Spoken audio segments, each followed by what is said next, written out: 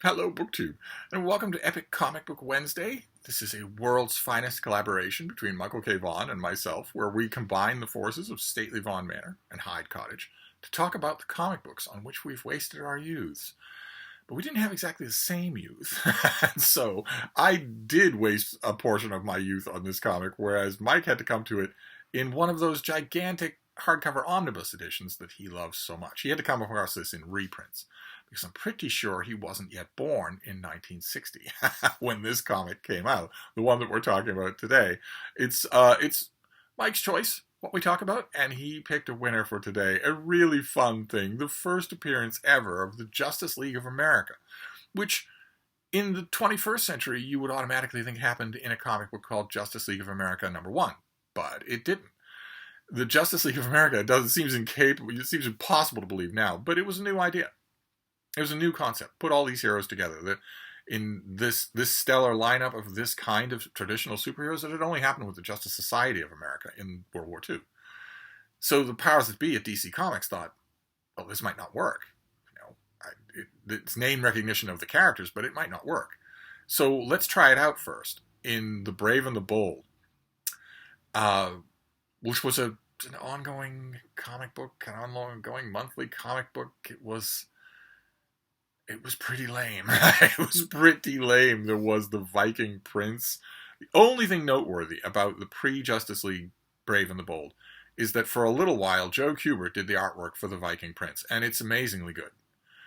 But there was also The Shining Knight. That also, for a time, had noteworthy artwork, but there was also lame-ass stuff like the Suicide Squad. A bunch of people riding around in cars or flying around in planes. Ridiculous stuff like that. Not a Kryptonian in sight. And then the powers that be debuted the Justice Society of America. Look what they did to The Brave and the Bold. Just shucked it up into the corner there to give you this big, opulent cover. And the thing about this cover is that DC readers of DC Comics, would probably have recognized some of these characters, or all of them, because these were established superheroes. The conceit of this book is that when a menace comes to Earth intent on conquering the planet, these heroes just call each other. Where especially if the alien menace or any kind of menace is happening simultaneously in many places, then you'll need all hands on deck. The assumption of this issue is that has just always been true, that there has been a Justice League of America. This is not their origin story. They've already met many times. They know how to contact each other, and they even have a meeting place carved, for some odd reason, out of a cave. And that's what happens here. That's what happens in this first issue.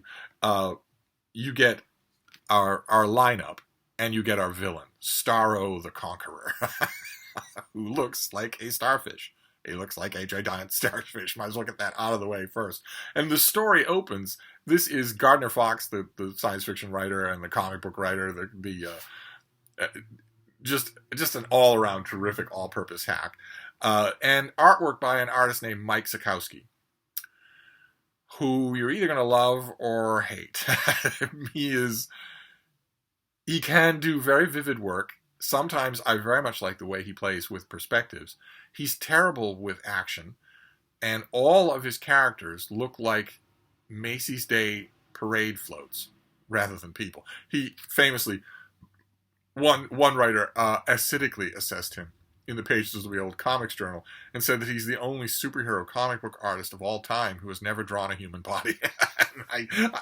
I would concur with that acidic assessment. His characters are unisex. It's barely possible to tell that Wonder Woman is a woman, for instance, and all of them look like they could really stand to go on a keto diet. They're just tubby. But the story starts off with Aquaman, who's a member of this team. This is Arthur Curry. In this era of DC's continuity, he is basically a guy, just an ordinary guy, who can breathe underwater, happens to be king of Atlantis, and can mentally command fish, which is broadened in all of Aquaman's stories. Aquaman had a million stories at this time, just a million little 8-page stories. It was broadened in this time to marine life of any kind. It's technically fish, but it's marine life of any kind, because he talks to swordfish and sharks and whatnot, but he also commands whales and dolphins, and one of his best friends for a large part of his little 8-page adventures is a walrus. So it's aquatic life. Aquaman is able to mentally communicate with aquatic life. In a way, it's important to say, even though it was done very hokily, it's important to say that no other DC character can do that. Wonder Woman can't mentally communicate with whales. Even if she wanted to, she couldn't do that. Aquaman can.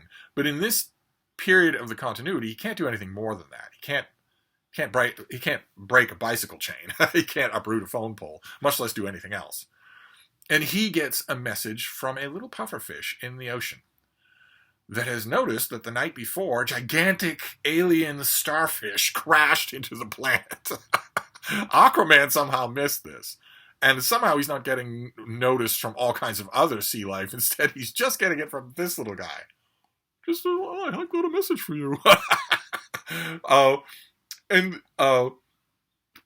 We are privy to this giant starfish, Starro. We are privy to Starro's thoughts. I have traveled across billions of miles of interstellar space seeking a planet like this one, teeming with intelligent life. I am Starro. And then he selects 3 little starfish. See? He finds 3 little starfish and selects them and gives them his power. He mutates them and gives them his power. This is... It's flubbed in this initial story, but this is an aspect of Starro the Conqueror who would, of course, come back in the course of DC Comics. Starro comes back.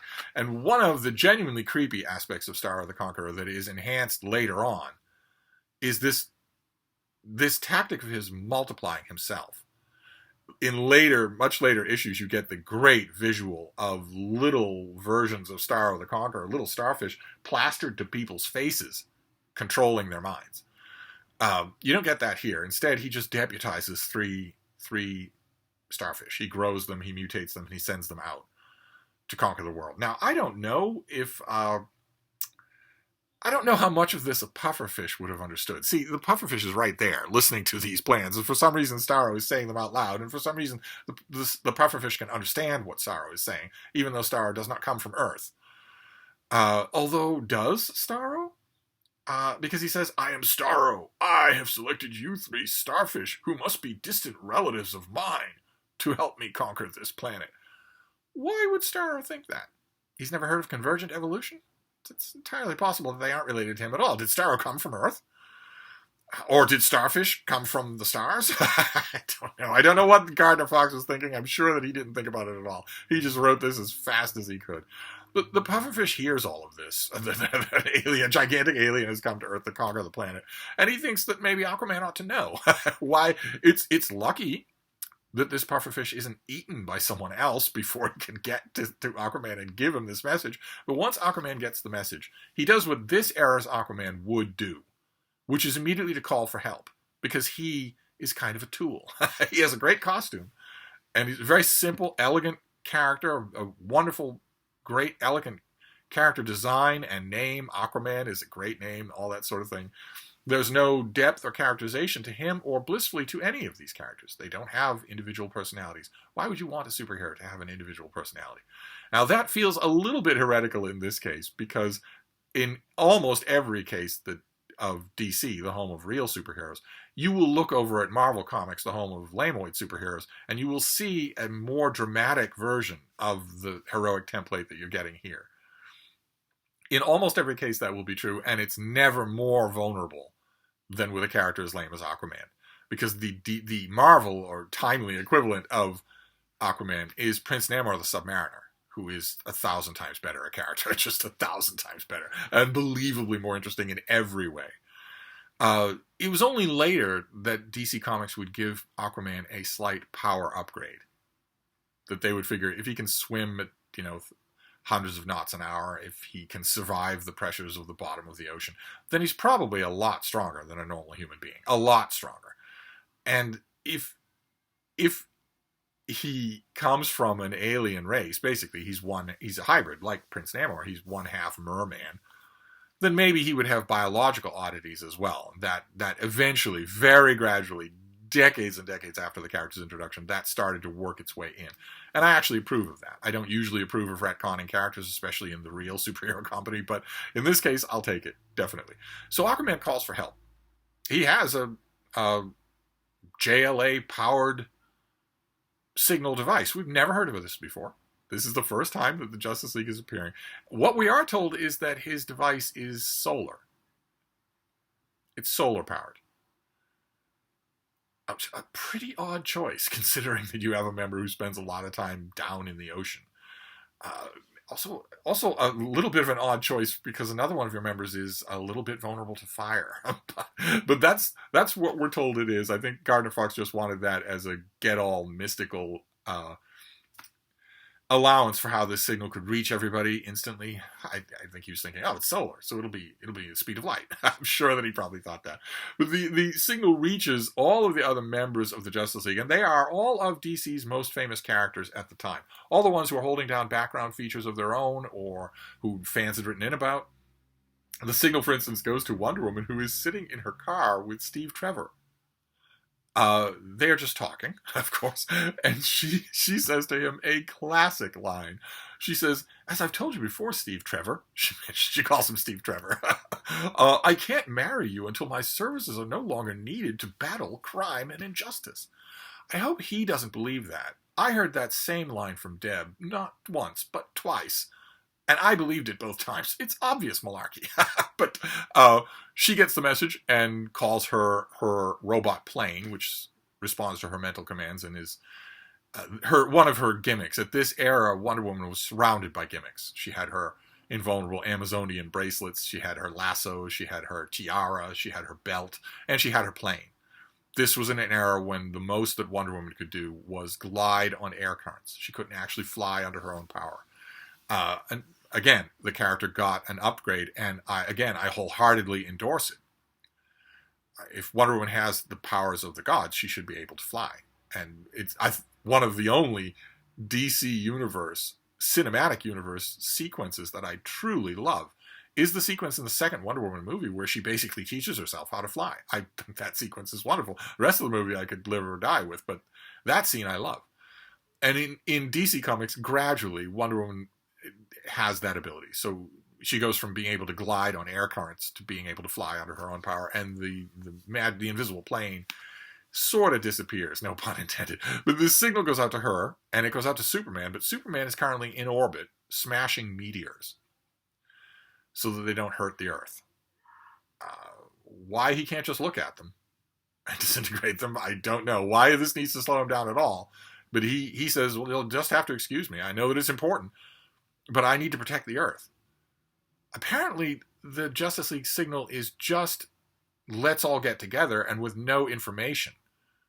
Otherwise, Superman would know that Earth is in danger from Starro the Conqueror, who wants to conquer the Earth. And that maybe you finish up with the meteors extra fast and go to the League. But he doesn't. He's there, he's a member of the team, but he's not there. The purpose of this book was obviously to goose the sales of these secondary characters. A signal goes out to Green Lantern in his civilian identity as a test pilot, Hal Jordan, who is testing a round-the-world aircraft flight.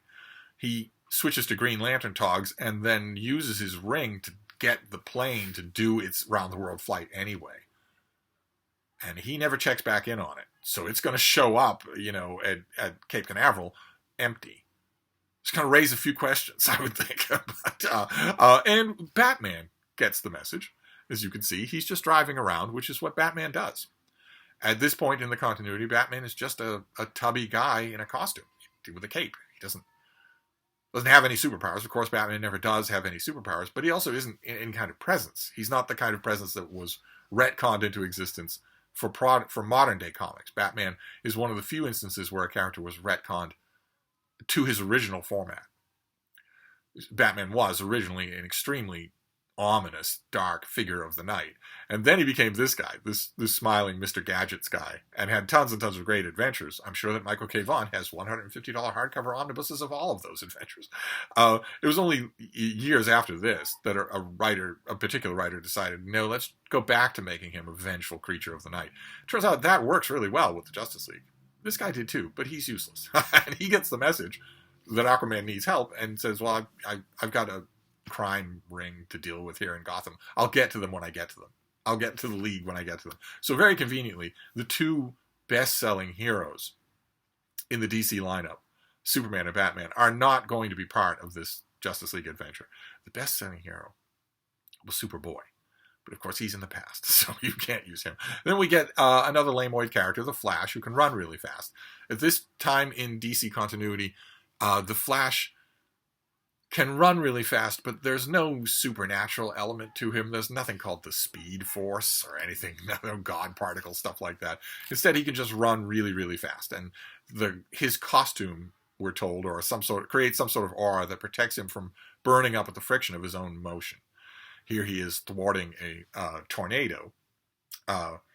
But the last person that gets the message here is the one that comic book fans today will still not know. This character simply did not catch on. And that's John Jones, the Martian Manhunter. Like Superman, he is the last survivor of an alien planet, only that is an alien civilization on Mars. He comes to Earth. He is not a little green man, like the famous portrayal of a little green man. Instead, he's a big green man. he's green and bald. And he has a civilian identity as a police detective. And he has a wide array of powers. He's super strong. He's invulnerable to everything but fire. He's the one who's vulnerable to fire. He gets a mental signal. None of the others do. They get a solar signal. His signal is mental. But he can shape change. He can turn invisible. He's a grab bag of all powers. I maintain that if he had been simplified just a bit, he might have caught on as well. But he never did. He's been with the Justice League from the beginning. He's been realized really well in the comics. He, of course, famously makes an appearance in the Snyder cut of the Justice League movie. But there's just something there that doesn't work.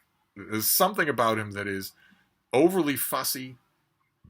Something about him that demands that you know backstory or that you suspend belief on how weird this is. In other words, 1 year before it was possible, the Martian Manhunter is really a Marvel character. There's nothing simple or elementary about him at all. There could be, but it's just not done well.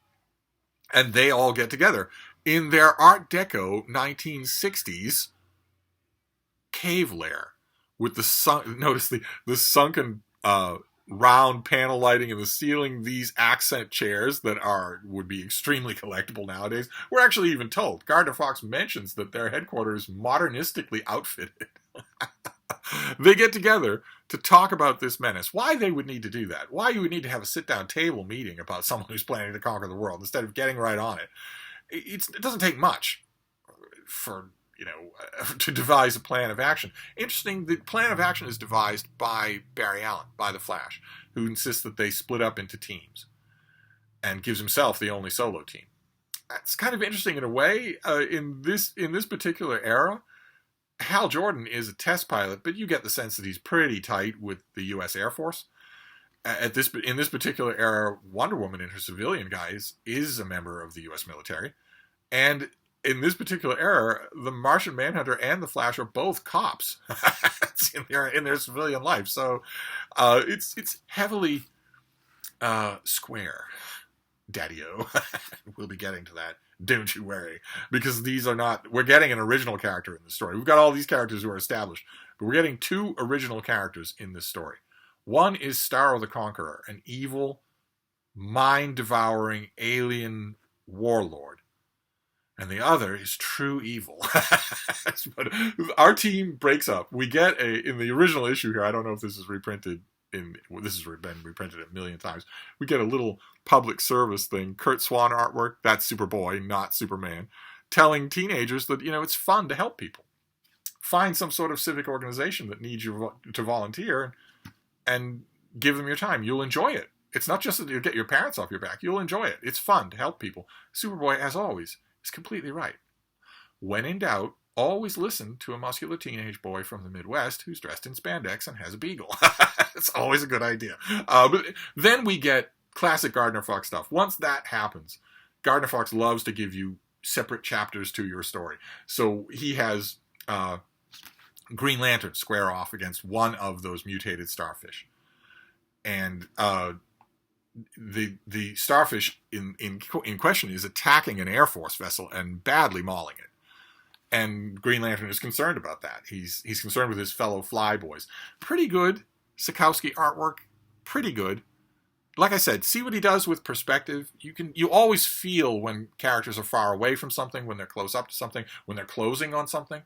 One very interesting thing here that I don't think we had ever seen before in Green Lantern's own adventures, this Starfish Conqueror, this little Starfish Lieutenant, sets off an atom bomb. And Green Lantern's ring is sufficient to protect him. I don't think we ever knew that it was that powerful. But it protects him at point-blank range from an atom bomb, and then he dismantles the Starfish Lieutenant. Just blasts it back to being just an ordinary starfish. Then we move on to Wonder Woman and the Martian Manhunter, who doesn't even have a logo of his own. She has that wonderful old classic logo. He doesn't have anything. The Martian Manhunter doesn't have anything. And they're fighting their own Starro Lieutenant. And it's terrific. It's just terrific. Martian Manhunter uses super Martian breath. He flies. He uses super strength. Wonder Woman deflects energy beams with her Amazonian bracelets. And they easily defeat their starfish. Then in the original Brave and Bold, since these were done for kids, right? The Superboy ad is to tell kids that it's fun to help people. It's not aimed at adults. The same thing here. We get an educational inset on what starfish actually are. They are not fish. We get what they actually are.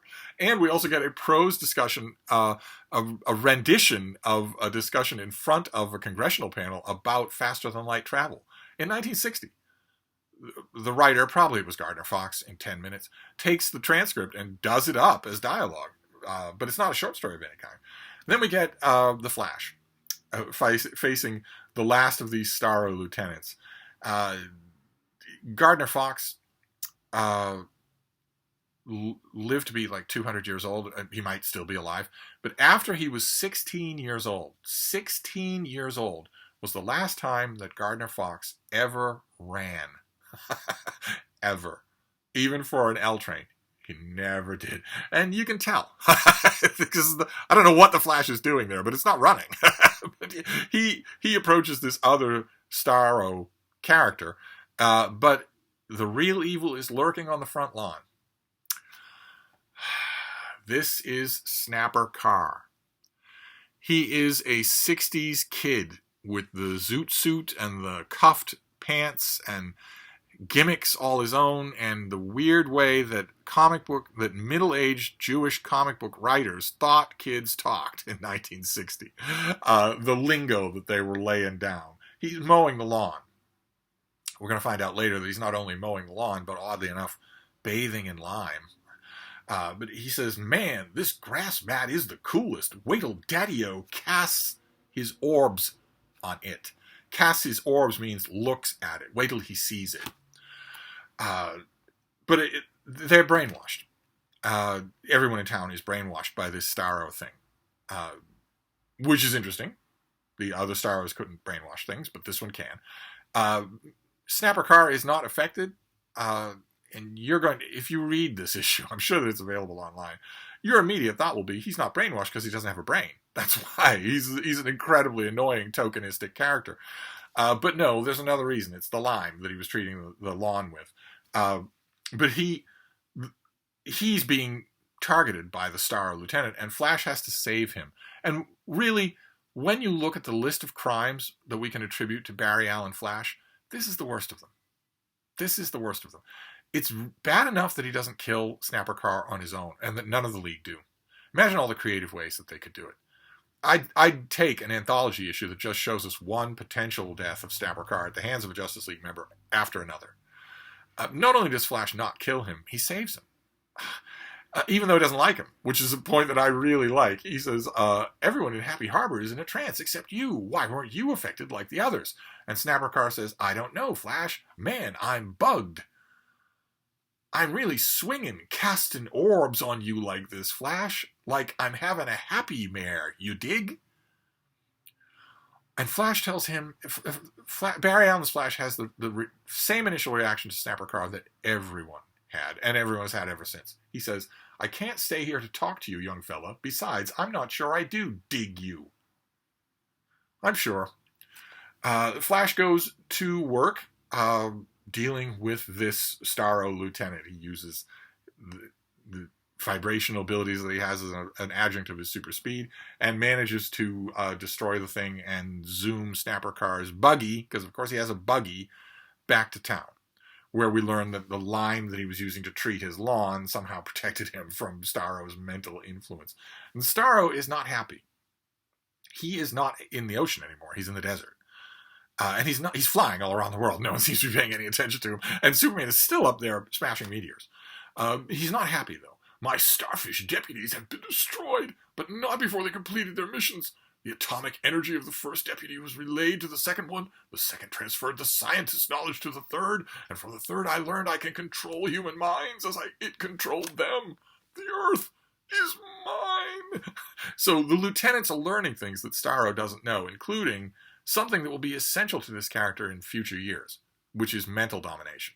That he will make slaves of people. That's how he conquers the world. But now he's facing the whole Justice League. And we get them all together, heading off to face Starro. What Aquaman is going to do in the desert, I don't really know. What he's going to do in any circumstances, I don't really know. But they dispense with Starro. They use a variation on the theme that protected Snapper Carr from Starro's domination in order to deal with Starro. That's the end of Starro and its conquest of Earth. And then, for some reason, the League honors Snapper Carr when he has done nothing. Except, I guess, roll around in lime when he should have been mowing the lawn. The Flash says, Snapper, in appreciation of your help, we elected you an honorary member of the Justice League of America. This band is your signaling device. Wear it always. You never know when you may call in an emergency meeting. Well, Snapper, what do you say? And Snapper says, my fingers are saying it for me, Flash. He's snapping his fingers. And no one's snapping his fingers off. That would be great if somebody did that. If Wonder Woman just reached over and snapped his fingers off and said, you mean these? That would be great. But then it just goes on. You want to build a frontier cabin? It's $1. You want these toy soldiers? Maybe special spring sandals? They're space shoes. Isn't that fun? $1.89 for space sandals. Are you nuts? And we get Charles Atlas, of course. And that's it. So these things were loaded with outside ads, which comic books aren't today because they've told all the purveyors of outside ads that they are, say it with me now, literally worse than Hitler. No one's going to spend money on buying an ad in your comic book if you call them names. So they don't have any outside ads in comic books anymore. And that is the first appearance of the Justice League, slapped together, as so much of Gardner Fox's work was, a little bit haphazard. The League defeats Starro and has time to have a commemorative medal made. And yet there has not been a return of Superman and Batman. They are still out doing their own thing. In fact, let me see. I didn't actually check. Are Superman and Batman in the background crowd when they give Snapper that dumb award? Let's see. I don't think they are. Let's page back through all of these ads. Oh no, they are. Yes, Superman and Batman are there for that final thing, but they missed everything. They missed the whole of the story. When I don't think they would. I mean, if the League can convey a let's all get together message, surely they could convey also in these magic solar messaging to Batman and to Superman that there's an alien who's attacking the Earth and wants to conquer it. Surely they could. I mean, Superman smashing the meteors lends a little plot point to when Martian Manhunter and Wonder Woman are fighting their Starro deputy. It doesn't make any sense. But Martian Manhunter uses the fragments of those meteorites as a weapon against Starro. But if all those meteorites are fragments, then Superman is free for duty. And he never shows up. Maybe that's just as well. It's all very ad hoc. I mean, what do you do with Starro? Once you're done with him, what do you do with him? You send him home? What's to stop him from trying again? And adapting to what you're doing.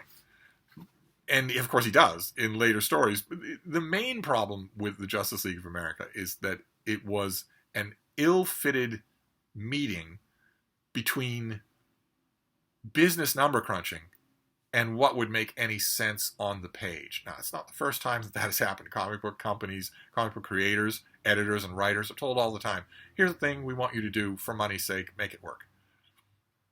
It's just the way of the job. Until now. Since 2014, something like that, when apparently the money people at comic book companies go to editors and writers and say, here's the thing we need to do in order to make money, do the opposite. But for forever and ever, for like 8 decades, that was part of the job, that you just had to make this work. I'm sure that the Justice League of America was born in one such imperative, where someone said, we've got all these characters, and their books are doing well, we'd like them to do better. What if we team them up? Wouldn't that gin up interest in all of their books? Maybe if the Martian Manhunter's having a couple of appearances, in backup stories, maybe we can get enough interest in him to get him his own book. Same thing with Aquaman. So we're going to do that. We're going to make a team.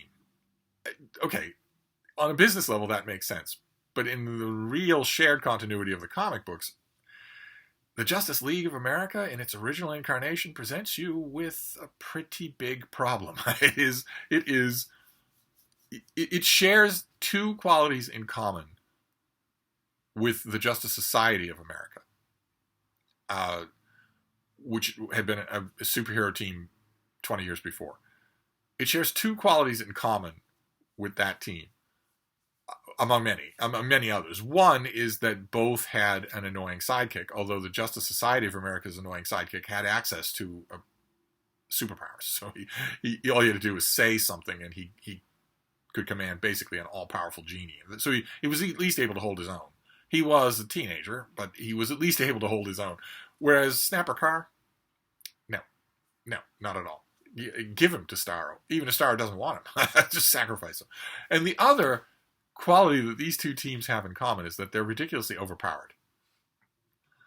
Which is not something that the business people or the organizational people, the editorial people ever thought of. In either case, they thought, well, these guys, just put them all together. If they're popular alone, they'll be even more popular together.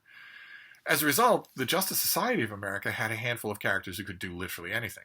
And that makes storytelling a little difficult. The writers managed to find a way. The same thing is true with this lineup of the Justice League. You might hear my description, my withering description of Batman or Aquaman, and think, doesn't sound it. But we've got a 7-member team. Okay, Superman can lift 1,000 tons, fly super fast, and punch a hole through a mountain range. Wonder Woman can lift 1,000 tons, fly super fast, and punch a hole through a mountain range. The Martian Manhunter can lift 1,000 tons, fly super fast, and punch a hole through a mountain range. And Green Lantern, through his ring, can lift 1,000 tons, fly super fast, and punch a hole through a mountain range. That's 4 characters out of 7 who are unstoppable. Should be unstoppable, unless you tell Gardner Fox, come up with a story that will stop them. That means the underlying reality of any Justice League story with this original membership is going to be the underlying reality of this particular story, which is that if Superman weren't busy, he wouldn't need their help. And in her own comic book, Wonder Woman would not have needed help of the rest of these people. You have to get around that somehow. You have to just depower people or splinter them off into teams or whatnot. That's a big drawback.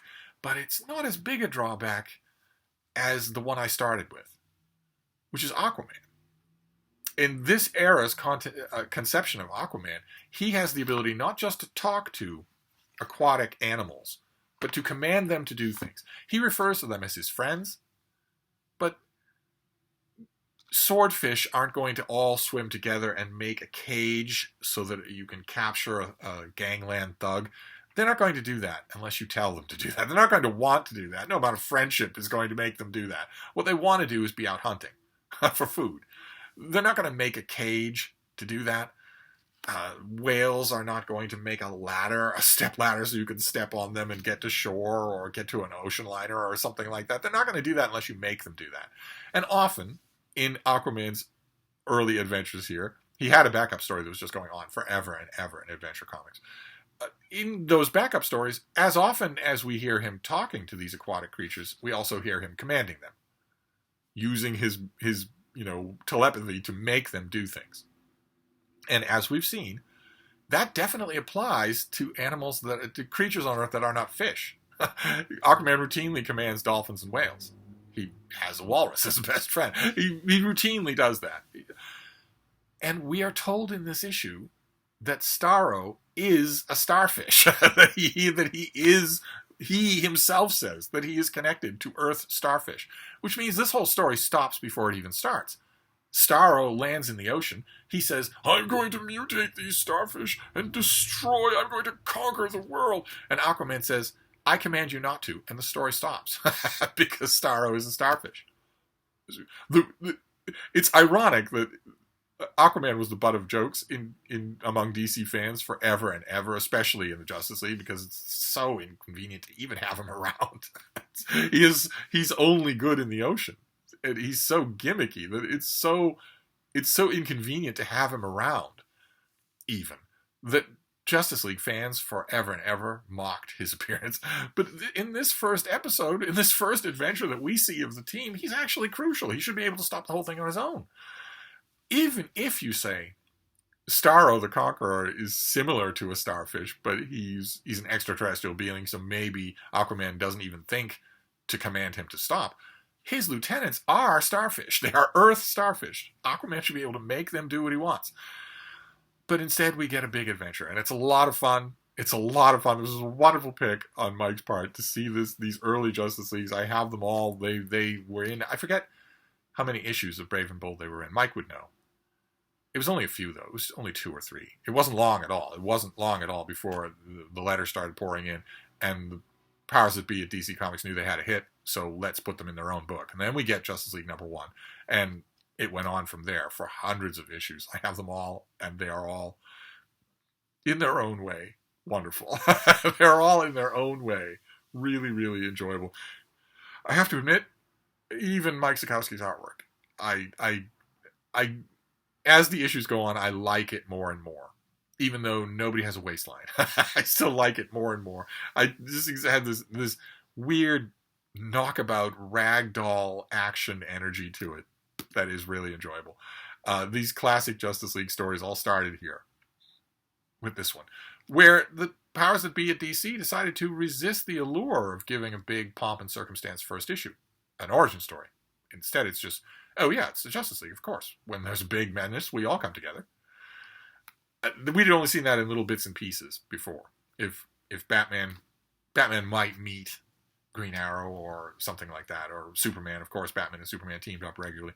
Occasionally we would see something like that, but not usually. So lots and lots of innocent fun. Just the way I like my comic books. It was only going to be one more year that was going to last. So that's our comic book for today. The first appearance of the Justice League of America. I haven't watched Mike's video yet, but I can picture I know that there have been a huge shelf of those big, enormous hardcover omnibus editions that he loves so much. He must have them all. I'm sure that he has the one for this. I'm sure that the first Justice League omnibus volume does include however many issues they had in Brave and Bold. I'm going to have to watch this video to see it. This is going to be a lot of fun. I'm covetous of those volumes, even though I would never keep them. They're too heavy and too unwieldy to use. I still look at them and think, oh, that is so cool. I wish I had a whole bookcase of those. But I don't wish I did. I don't wish I did. It would be wasted space because I wouldn't use them. He must find a way to use them. Maybe it's something to do with Roger Hotep. But anyway, I'm going to wrap this up for now. That's your epic comic book for today. Mike is doing the picking, so no idea what it'll be next week. I'll wrap this up for now, and I'll see you then. Thank you, BookTube.